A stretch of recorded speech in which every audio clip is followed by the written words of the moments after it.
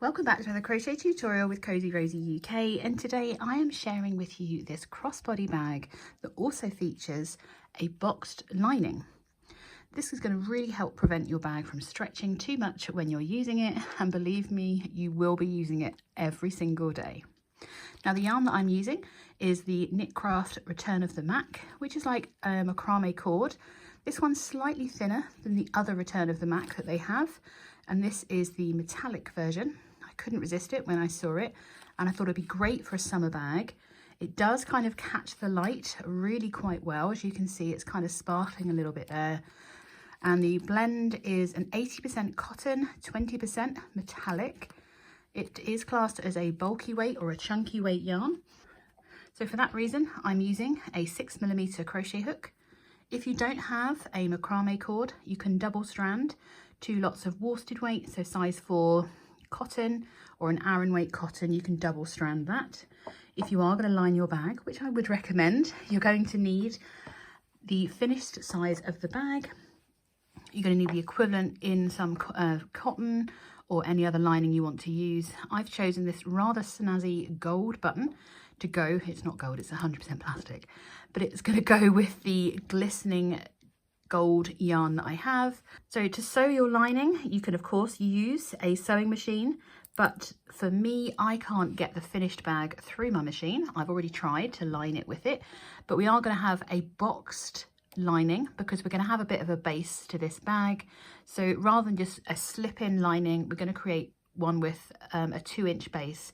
So it's going to be a bit more fun than just creating your normal bag lining. And I'm going to be using this colour thread. It's as close as I've got. I'm not going to go and buy a new thread just for this. And I'm going to kind of sew it to the inside of the bag. But the actual lining itself is so easy. I'm going to take you through step by step how to create it and measure it, get it joined, and how to sew it into the bag as well. For the strap, we are simply using the same material. So the total amount of chunky weight cotton you're going to use is about 250 meters of this Return of the Mac. Now, because I've got my normal standard needle here, I don't think that's going to go through. So if you have one, grab a needle with a bigger eye so that you've got that to weave in your ends. It's a little bit challenging weaving this in, and sometimes you just have to live with the knots. We're going to make our handle out of the same yarn, and it's just going to be one big long handle that we're going to attach to the bag afterwards. If you do have a button and you want to create a button close, I'm going to show you how to add that on at the end once you've sewn in your lining. So grab your cotton, grab your hook, and let's get stitching. So the finished length of this bag is 10.5 inches wide, and it's a total of 9.5 inches tall, and we do have an extra 2 inches of the width of the base as well. So there really is an awful lot of room inside this bag, so it's really going to be your everyday favourite, most definitely. The bag is worked in joined rounds. We're going to create the base first and then create a slight rim at the bottom to work the body of the bag on top of that, and it's all done in one piece before we work our handle and sew that on. So we're going to start by making a slip knot and placing that onto our hook. And we are going to make a chain of 25. So we simply yarn over, bring our hook through, making a chain, 25 times to make our chain of 25. That's 3, 4,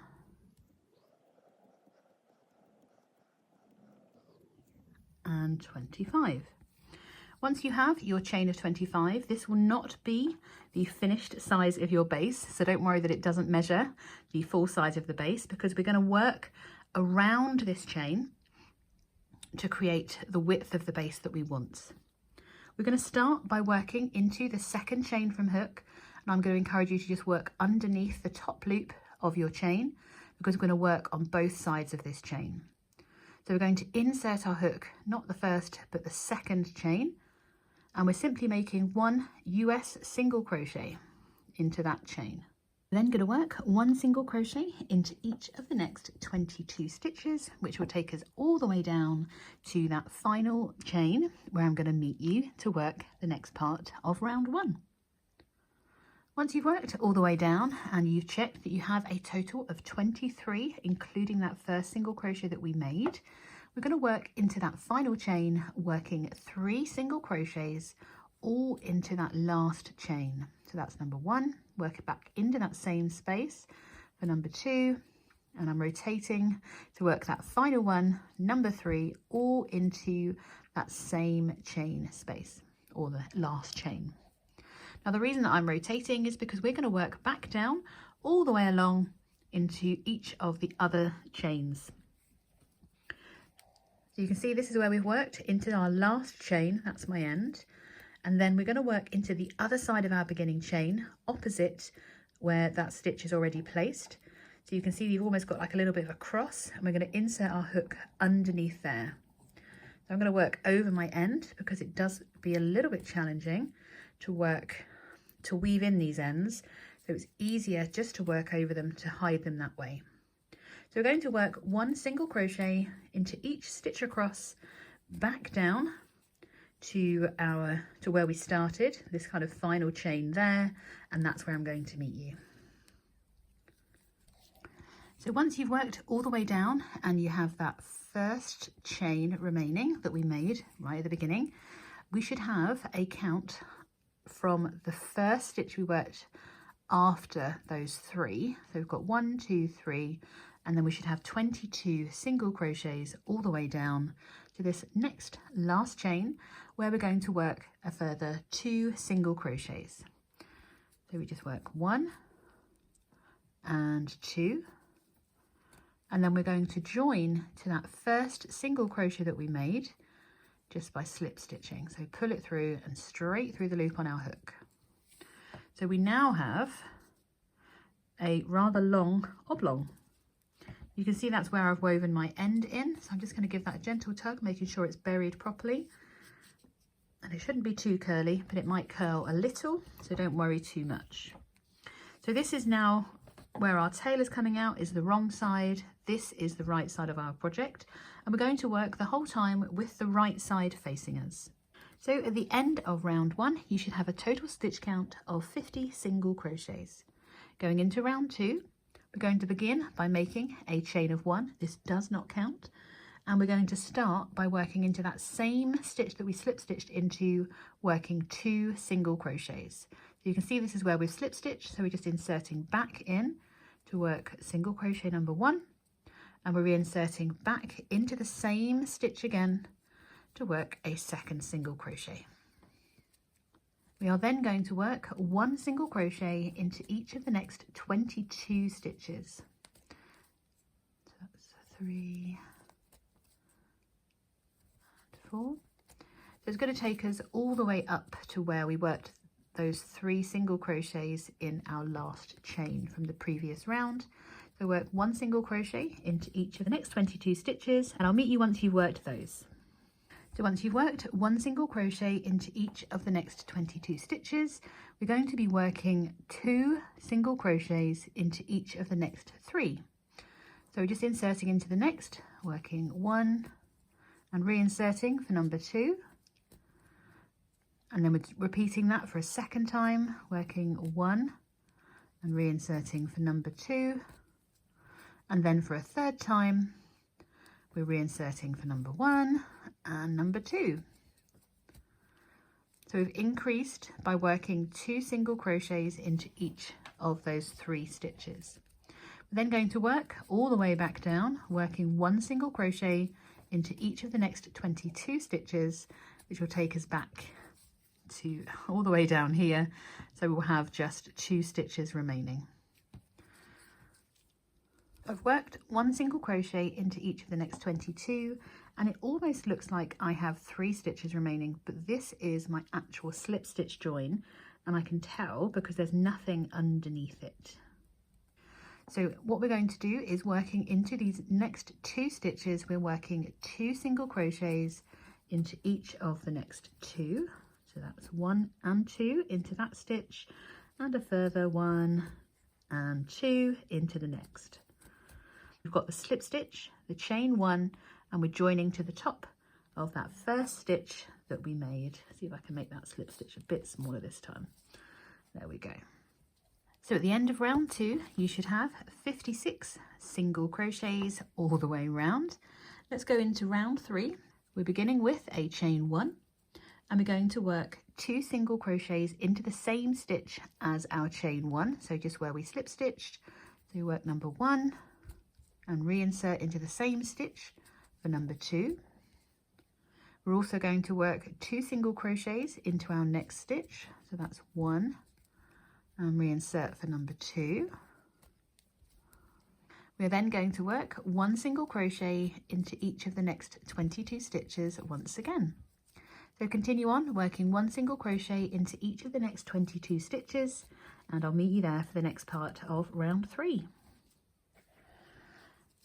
Once you've worked down, working 1 single crochet into each of the next 22 stitches, we are then going to work 2 single crochets into each of the next 6 stitches. So we're going to work single crochet number 1 and reinsert for number 2 6 times. So that was number 1. Into the next stitch we're working number 1, reinsert for number 2. That was for the second time. Repeat that, working 2 single crochets for the third time, and again for number 4. Into the next one we're doing that again for number 5. That's number 1 and number 2, and then finally for a final time we're going to repeat 2 single crochets into the same, and that was number 6. And it just helps keep the shape of the base, and of course increases very evenly around that. We are then going to work 1 single crochet into each of the next 22 stitches, and then I'm going to meet you to work our final increases for round 3. So once you've worked 1 single crochet into each of the next 22, you should have 4 stitches remaining. So we're going to work 2 single crochets into each of the next 4 stitches. So we're working 1 and then reinserting for number 2 4 times. So that was number 1. So there's number 1 and number 2 for the third time, number 1 and number 2 for the third time, and then for the final time, number 1 and number 2. So at the end, oh goodness, look at that curl. Oh, give that a stretch out. There we are. So at the end of round 3, we are then of course going to skip our slip stitch, our chain 1, and join to our first stitch of the round. And then we should have a stitch count of 68 single crochets for the end of round 3. Now this is our completed base of our bag. So this is going to be flat for the base of our bag, and we are now going to work so that we leave the bag with a nice, really neat ridge that almost makes our bag stand up a little bit straighter. So for round 4, we begin with a chain of 1. And we are going to work into the back loop of our stitch all the way around, beginning with this first one that we've joined. Always a little bit tricky. So you can see where we've made our slip stitch. Oh God, it's tiny. Is that right? Yeah. So we have our stitches are made up of a front loop and a back loop, and we're going to work into just the back loop. Now our first one is going to be a little bit tricky because we have already slip stitched there. So you just kind of aim for the middle of the stitch and just pick up the back loop and work a single crochet. And here's the next stitch. So instead of going under, we're going almost through the middle to pick up just that back loop, and we're going to leave the front loop unworked. Now we're not working any increases. We're just working 1 single crochet into the back loop of each stitch around, all the way around back to here. So we're just going to continue to work 1 single crochet into the back loop of each stitch around, and I will meet you at the end. And I'll meet you once you've worked your way around so that we can join and continue on to round 5. Just working into my final stitch, and you should be looking a little bit like this, that you've got a ridge just after the stitches that you've worked. And we're going to join to that first single crochet that we made. There's the slip stitch, chain 1, here's our stitch, and we're just going to slip stitch to join as normal. Wow, It's not supposed to be this curly. I think my tension's a bit off today. Effectively, what we have done is we are going to, because we are now not increasing, as we continue working up, our bag is going to start to stand, and we've been left with this lovely ridge. That unworked front loop has created that lovely ridge along the base of our bag. So for rounds 5 to 7, we are going to be making a chain of 1 and simply working 1 single crochet into each stitch around. So that's rounds 5, 6 and 7. So we're doing this 3 times. When we get to the end, obviously, we are going to join with a slip stitch, and then we start with our chain 1. So make sure that you're continuing with your stitch count of 68 single crochets, and you still have that, and work these 3 rounds of single crochets, and I will meet you at the end of round 7, ready to go on and work round 8. I've just worked my final stitch of round 7, and I'm just joining with my slip stitch, and mine's a little bit curly, but that's okay. It's just a bit of a tension thing with me. So as you can see, you've now got the start of your bag body, and it's from round 8 that we're going to start that textured section of this pattern. So we begin round 8 by making a chain of 3, and that counts as our first double crochet of the round, which means that we don't work into that stitch at the bottom of our chain 3. Instead, we are going to yarn over and work 1 double crochet into each stitch around. So we're skipping where we've joined, we're going into the next. Once we've yarned over, we yarn over again, bring up a 3rd loop, yarn over, pull through 2, yarn over, pull through 2. Don't worry about that space, we are going to fill that with the next round. So we're yarning over, working into the next stitch, working another US double crochet, and we're simply going to work 1 double crochet into each stitch around. So once you've worked 1 double crochet into each stitch around, we're going to join to the top of our 3rd chain. Just by inserting our hook, I kind of push through the middle of that top chain and then slip stitch join.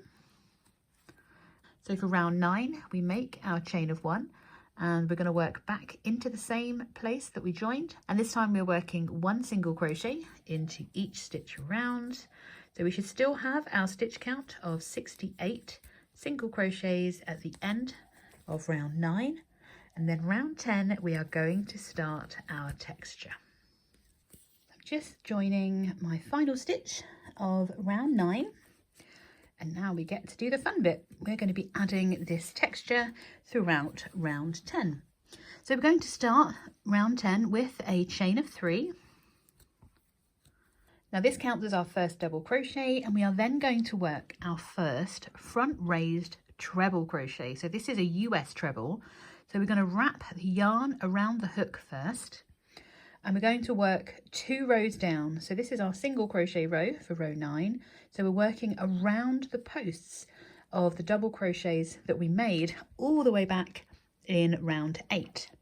So once you've yarned around the hook twice, you're going to insert the hook around the post from the front out the front, because it's a front raised treble. So once you've double wrapped, this one counts as our first stitch, so we're going for the stitch underneath the next. We're inserting our hook around the post of the double crochet 2 rows below. Once we've inserted our hook, we're going to yarn over and just bring our hook back through. We'll have 4 loops on our hook. We yarn over, pull through 2.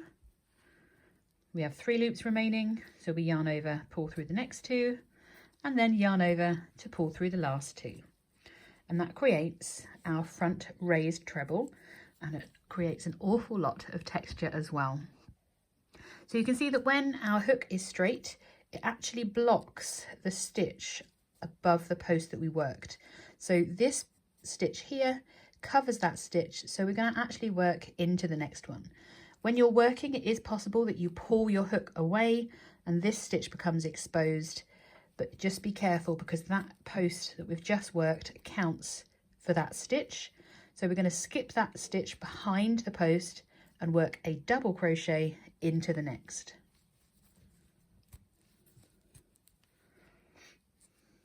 So look a little bit like that. From behind, you'll see it looks like you skipped a stitch before the one you've worked, but that front raised treble counts as that skipped stitch. Let's work the next one together. We wrap the yarn around the hook twice. We've worked into this stitch, which counts for this post here. So this is the next stitch to work, and if we come down 2 rows, this is our next post to work around. So we go in and come back out from the front. We yarn over, bring our hook through, pull through 2, pull through 2, and pull through 2. So we're going to have a space in between these ribbed stitches where we work that double crochet. So this stitch is covered by that post, so we're working a double crochet into the next. If you look at the back, again, it looks like we've skipped a stitch, but that's where our post is. So we wrap the yarn around the hook twice. This stitch counts for that one. See where the raised one is? Skip that post. We're working around the next post, working that raised treble crochet. There's my dog snoring for a change. And then we work a double crochet into the next. See how if I pull that away, that stitch becomes exposed. So you're essentially skipping that one, working your double crochet into the next. If you were to hold it properly, it looks like you've got raised, no raised, raised, no raised, raised. We're just going to repeat this all the way around, and I'm going to meet you once you've worked your last, well, you've got 1 stitch remaining. Oh, make sure you work around the post. And we're just going to, oh, I didn't double wrap. You see, this is so easy. So continue to repeat this around, working 1 raised front treble, 1 front raised treble, yep, gosh, it's quite a number of words for it, followed by a double crochet in the next. Repeat that around, and I'll meet you as you approach the end of this round. So once you've worked those lovely front raised treble crochets all the way around, you should finish working a front post treble around the last post, and then we're going to join to the top of our chain 3 with a slip stitch. You should have a total of 34 front raised trebles and 34 double crochets at the end of round 10. For round 11, we're simply going to repeat round 9, working a chain of 1 and then working 1 single crochet into the same as our chain 1. Oh, I missed half the thing there. So 1 single crochet into the same as our chain 1 and into the top of each stitch around. So at the end of round 11, we are going to slip stitch to the top of that first single crochet that we made, and you can really start to see the formation of our bag shape. I do love how we've got this extra space because of this wide base as well. Going into round 12, we're going to start with a chain of 2. Now this chain 2 does not count as a stitch, and we're actually going to go straight into working our front raised treble, but this time we're working it around that chain 3 2 rounds below. So we start by wrapping our yarn around the hook twice, and we're going around the post of that chain 3 from 2 rows below, working our raised treble once again, and then we're going to be working a double crochet into the next. So you can see that that's in front of that stitch, and we're going to work a double crochet on top of the raised treble from 2 rows below. Well, we're just into the next stitch. So very similar to the previous time, but this time we're working around the post of the double crochets in between the front raised trebles of row 10.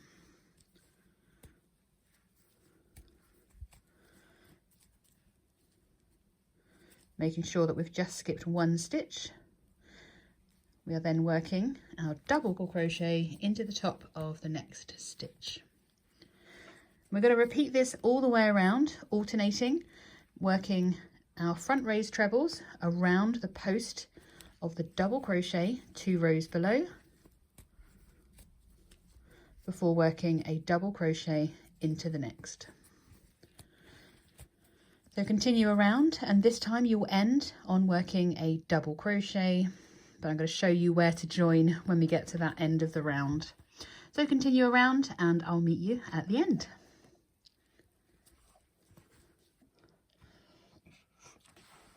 So I'm just working my final double crochet of round 12, and we started with a chain 2 that doesn't count. So we're going to join to the top of that first front raised treble crochet that we made, and that joins our round. I lay mine flat to her. There we are.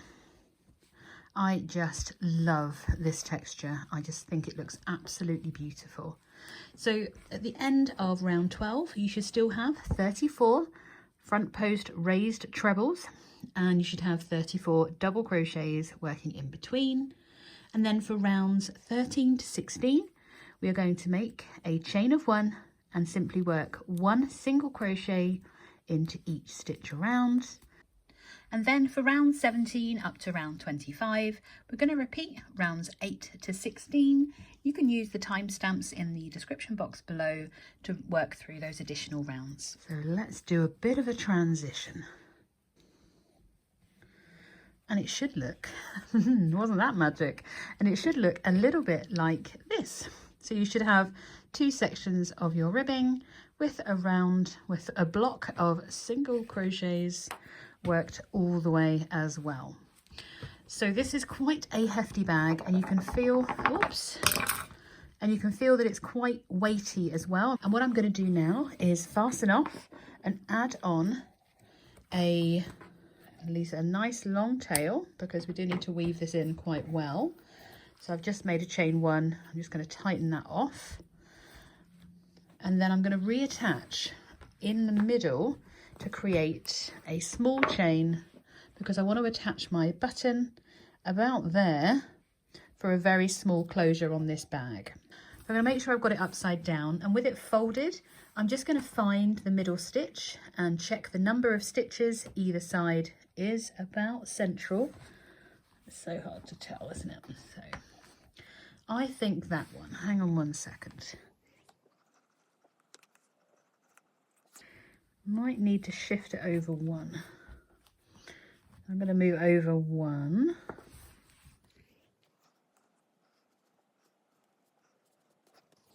We've got an even number, so it's a bit hard to tell, but I'm just going to rejoin in roughly the middle stitch. I think that's going to be absolutely fine. Can't get much more central, and remember the handles are going to fill out that space. Oh no, we're doing this the wrong way. So I'm just going to drape a tail of the yarn over, leaving enough to weave, and I'm simply going to make a small chain that's going to be a loop long enough to go around my button at the height I want it. This is entirely optional. I don't want to be overly tight, because obviously I want to be able to fill my bag. So I've made a chain of 1, 2, 3, 4, 5, 6, 7, 8, 9, 10, 11, 12, 13, 14. I made a chain of 14, and I'm simply going to just flip it back over and then slip stitch back into the same stitch that I joined. So slip stitch to that loop there, make sure that's nice and tight. And then again, I'm going to fasten off with a nice long tail, pull that through, and then we have a button loop that is going to reach over and sit over a button in the middle. I just need to sew my button on. So that's that bit done. The reason I wanted to do this before we do the lining is because, of course, I'm going to have to bury these ends and weave them in. So bring that end through. I'm just going to tie these 2 together so that they are nice and secure. And then I can weave the ends in so that we will have, once they're woven in, a nice button close. Now that we've made a little button loop, we need to weave these ends in, and then we can make our handles. Our handle is very, very simple. It is worked in one long chain so that it reduces the amount of stretch, because if you were to work the short rows, like just do 6 and then do it all the way up, it will stretch a lot more than it would if you were to work one long chain. So we're going to start with a very long tail, and the reason we're starting with a long tail is we can use that to sew our handle on. So that is my tail. That is a good kind of maybe even 18 inches long, because I'm going to use that tail to attach my bag, to attach my handle to my bag. We're going to start by making a very long chain, a chain of 90. So we're going to make a chain of 90 and work back into that. So make your chain of 90, or however long you would like your crossbody strap to be, and then I'll meet you for the rest of row 1. I've actually added an extra few chains on, so I've ended up with a chain of 100, just those 10 extra, just to give me a little bit more. I don't want it too tight. So I would normally say to work under your top loop, but we're actually going to flip our chain over and work into the back bumps of our chain, because this will give our handle a really nice edge. So beginning in that second chain from hook, so from the front, there's number 1, there's number 2. If I turn it over, you can see there's a bump at the back, and we're just going to insert our hook underneath just that top bump and work a single crochet. And as you move across, you'll find the back bump of the next chain, and we're simply working 1 single crochet into each chain across, but we're working into our back bump so that we get left with the same look at the top and the bottom of our chain. You don't have to do this, and it is going to make it ever so slightly stretchier, but it won't be overly stretchy because it never stretches that much going that way, but from our height it always gets looser. So continue across, working 1 single crochet into the back bump of your chain, and I will meet you at the end of row 1 of your handle. So you should end up with 1 stitch count less than you had your beginning chain, because you worked into that second chain from hook. Oh, and I've actually not worked into the last one. That doesn't help. I've not worked into the last, so there we go, that's my last one. It does take a few moments longer to work your chain in this way, but it's just so pretty. For the remainder of your handle, we are simply going to work rows 2 to 4, because that will mean that we get to have another tail on the other side of the handle. And we are working a turning chain of 1 and simply working 1 single crochet into each stitch across, and repeating that for rows 3 and 4. And at the end of row 4, you should be back at this end, and we are going to fasten off with a long tail again, and that way we can use that tail to sew in or sew on to our bag. So continue on working rows 2 to 4, working a turning chain of 1 and then working 1 single crochet into the same as your chain 1 and each stitch across, and keep that same stitch count you had at the end of row 1, which for me was 99 stitches. And then I'll meet you once you've finished your handle, and make sure you fasten off with a long tail. We can get those handles sewn on, ready to create our lining.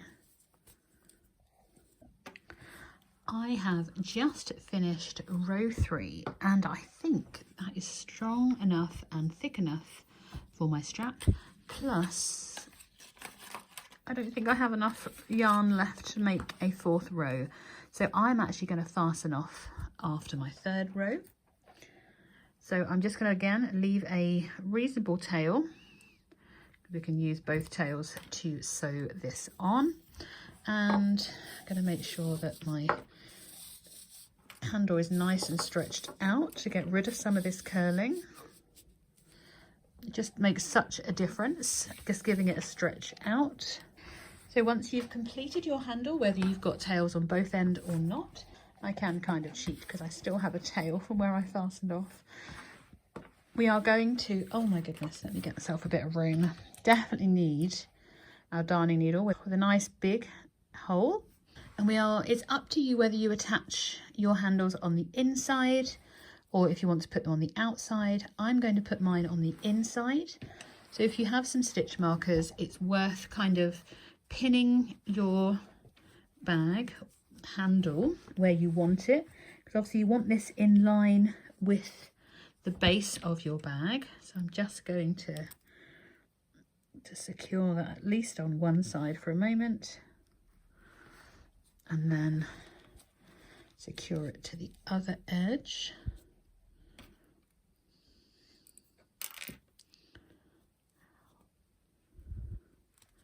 Just means that as we're sewing it into place, we can check the positioning.